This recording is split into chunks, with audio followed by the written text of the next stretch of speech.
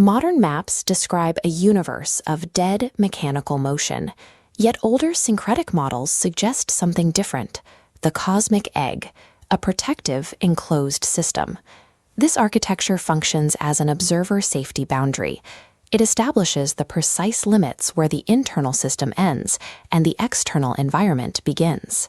This redefines the mythological ice wall as a functional cosmic interface. It is a barrier composed of frozen particles that acts as a rate-limiting filter for the world inside. At this threshold, the universe provides a buffer. It stands between our localized experience and the unmanageable scale of the chaos outside. We can observe the mechanics of this boundary through the Saturnian system. Beyond the shell, Saturn represents the office of limit and time, the cosmic layer responsible for the final audit of any signal crossing the border. Physics calls this the Roche limit, the exact point where tidal forces overcome a body's gravity, tearing it apart. The fractured debris forms a stable ring. 99% is pure water ice, a literal frozen wall acting as a filtration mechanism. If the planet requires a violent, icy shell to maintain its equilibrium, we have to examine the nature of the machinery operating on the other side.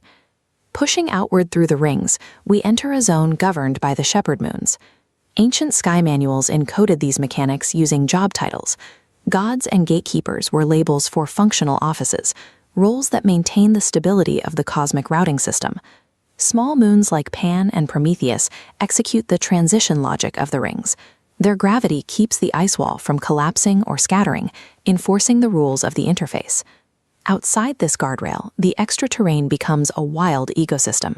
It is a dark, crowded expanse where hundreds of irregular, misshapen bodies tumble through eccentric orbits.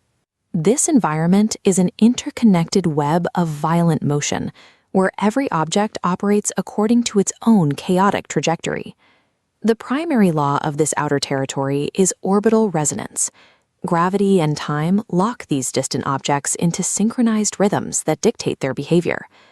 When orbits fall into a repeated rhythm, their gravitational influence amplifies. These tiny, recurring tugs eventually add up, creating a force capable of destabilizing entire systems. We see the destructive power of resonance in Titan, the largest moon in the Saturnian extraterrane. It is currently migrating away from Saturn at 11 centimeters a year, pushing it into a highly elliptical orbit. This outward migration wreaked gravitational havoc on its surroundings. It crushed ancient moons like Chrysalis and pulled inner worlds out of their original alignment. This force was so massive it altered Saturn's precession. As Titan pulled away, it forced the entire planet to tilt 27 degrees onto its side. The extraterrane acts as a chaotic engine, constantly destroying its old structures and resurfacing its moons to hide the evidence of past collisions.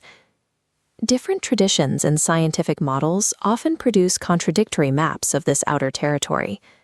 These conflicting accounts reflect the sheer volatility of the data. The raw movements of the extraterrane are too massive and violent for any localized perspective to capture accurately. Because the raw environment is unmanageable, the observer requires a filter to maintain stability. The cosmic egg functions as a compression format.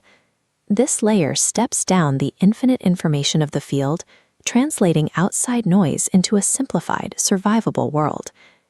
Our space probes act as fragile messengers, attempting to record the uncompressed mechanics beyond this interface. They give us glimpses of the raw reality that the shell is designed to hide. Retreating back through the dense, glowing boundary of the rings, we return to the inner solar system. It is a nested sphere, insulated from the violent resonances of the outside. In this framework, the map of the cosmos establishes the terms of a translation contract between the observer and the field. The boundary is there to protect the observer, ensuring that the infinite order of the extraterrane does not overwhelm the finite life within.